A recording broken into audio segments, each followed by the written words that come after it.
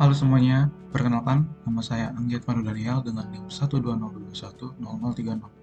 Di sini saya akan mempresentasikan tugas besar saya yang berjudul Pengaruh Stres dalam Pembelajaran Akademik di Masa Pandemi COVID-19 ini.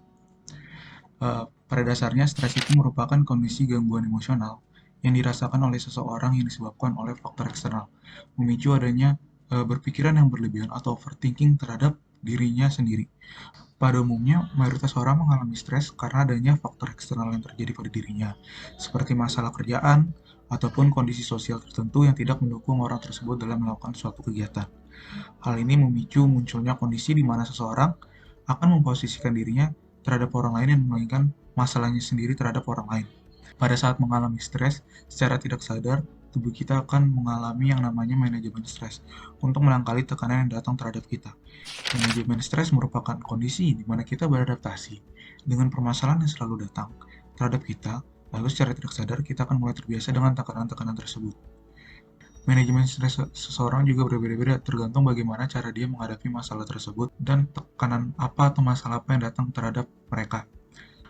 Contohnya seperti orang yang mengatasi stresnya atau memanajemen stresnya itu seperti bermain game, hangout bersama teman, merokok, meminum minuman alkohol yang mungkin itu adalah suatu tindakan negatif, tetapi bagi mereka mungkin itu adalah cara cara satu-satunya untuk menangkali stres yang mereka hadapi.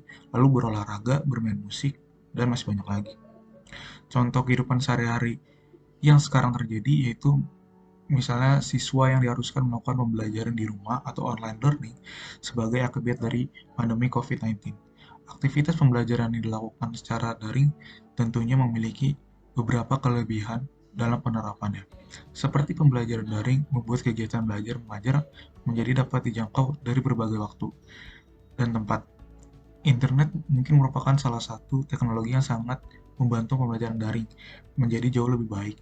Tapi pada beberapa daerah tertentu, internet belum sepenuhnya terjangkau karena jaringan yang tersedia belum memadai sehingga menyulitkan siswa yang hidup dan tinggal pada daerah tersebut mengalami kesulitan dalam melakukan aktivitas pembelajaran daring. Selain itu, terdapat juga kendala lain yang dihadapi oleh siswa, seperti paket internet yang terbatas, alat elektronik yang kurang memadai, kurangnya pemahaman terhadap materi yang diberikan, ataupun tugas dan pekerjaan rumah yang semakin menumpuk. Tuntutan akademik yang beragam tersebut harus diselesaikan oleh siswa, sehingga hal menyebabkan mereka mengalami stres akademik di mana ketidakmampuan dalam beradaptasi akan masalah tersebut. Pandemi COVID-19 memberikan banyak sekali masalah yang muncul sehingga menyebabkan faktor stres menjadi meningkat. Di bidang pendidikan, perubahan ini juga memberi dampak besar bagi siswa dari seluruh jenjang tingkat pendidikan. Akibatnya, seluruh sekolah ataupun perguruan tinggi di Indonesia tutup sementara sampai kondisi kembali membaik. Hal ini membuat pembelajaran akademik berubah dalam kurun waktu yang singkat.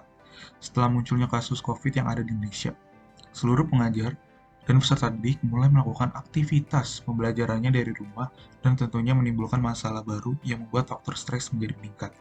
Berdasarkan penelitian yang dilakukan oleh Harahap pada tahun 2020, bahwa 300 mahasiswa yang ditelitinya, terdapat 390 mahasiswa atau 13% yang memiliki tingkat stres akademik kategori tinggi.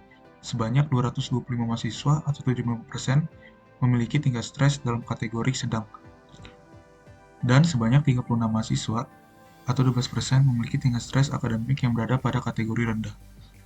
Hasil penelitian ini memberikan pernyataan bahwa mayoritas mahasiswa atau pelajar mengalami stres akademik akibat pandemi COVID-19 yang mengharuskan mereka melakukan pembelajaran dari rumah. Hubungan inilah yang membuat munculnya faktor internal dan eksternal pada setiap pelajar di Indonesia. Yang pertama di sini saya akan membahas faktor eksternal. Dalam faktor eksternal ini terdapat faktor-faktor lain seperti yang pertama adalah ekonomi.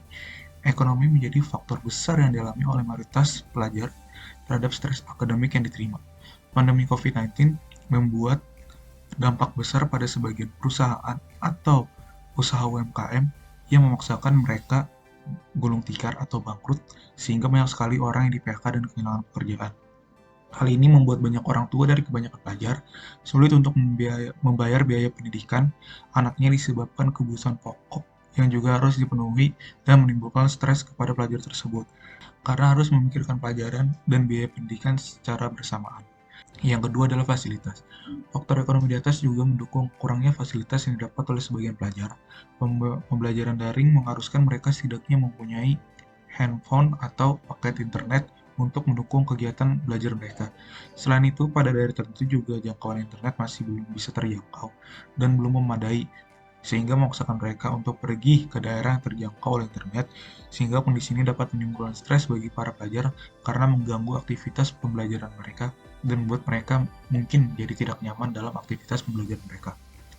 Dan yang ketiga ada lingkungan sosial. Lingkungan yang tidak mendukung juga bisa menimbulkan stres kepada pelajar. Pandemi COVID memaksakan semua orang melakukan aktivitas dari rumah sehingga meningkatkan terjadinya perdebatan ataupun konflik di rumah. Konflik dan perdebatan ini bisa memengaruhi kondisi mental pada sebagian pelajar yang merasa terganggu akan perdebatan tersebut sehingga faktor stres yang diterima semakin meningkat dan membuat mereka tidak fokus terhadap aktivitas pembelajaran yang dijalani. Faktor pertemanan juga menjadi penyebab stres meningkat saat teman memperhatikan prestasi akademik mereka ataupun pencapaian mereka, membuat pada sebagian besar pelajar merasa insecure dan tidak percaya diri akan kemampuan mereka sendiri. Yang kedua ada faktor internal. Faktor internal ini juga dibagi dalam beberapa faktor. Yang pertama ada faktor psikologis. Faktor ini memberi tantangan terhadap kondisi mental atau emosi seorang dalam menghadapi masalah dan tekanan yang datang. Psikologi seorang juga dapat dilihat bagaimana orang tersebut menyelesaikan masalah yang ada. Bagi pelajar, faktor psikologis menjadi kunci utama dalam organisasi manajemen stres terhadap tekanan akademik yang diberikan kepada mereka. Cara mereka menyelesaikan tekanan terlihat dari bagaimana kesiapan kondisi psikologis yang mereka punya. Yang kedua ada overconfidence atau terlalu optimis. Optimis atau percaya diri terhadap sesuatu juga bisa memberikan dampak positif ataupun negatif jika terlalu berlebihan. Bagi pelajar yang overconfidence membuat mereka menaruh ekspektasi yang tinggi atau berlebihan terhadap aktivitas pembelajaran yang mereka hadapi tanpa menganalisa kemampuan mereka terlebih dahulu, dan di saat mereka gagal, mereka akan mendapatkan kekecewaan yang besar sehingga mengakibatkan stres pada diri mereka sendiri menjadi meningkat. Maka dari itu, kebijakan pemerintah yang menerapkan pembelajaran daring membuat mayoritas siswa mengalami stres akademik karena tidak bisa mengikuti gaya pembelajaran daring. Pada hasil pembahasan di atas, terdapat 75% pelajar yang mengalami stres akademik tingkat sedang, sedangkan 25% lainnya mengalami stres tingkat rendah dan tinggi. Hal ini semakin memperkuat pernyataan bahwa pembelajaran daring memberikan pengaruh terhadap aktivitas akademik seseorang. Selain itu, faktor internal dan eksternal juga menjadi argumen pendukung terhadap stres yang dialami oleh setiap mahasiswa atau pelajar karena kedua faktor inilah yang membuat mereka mengalami kesulitan dalam menempuh pembelajaran akademik daring.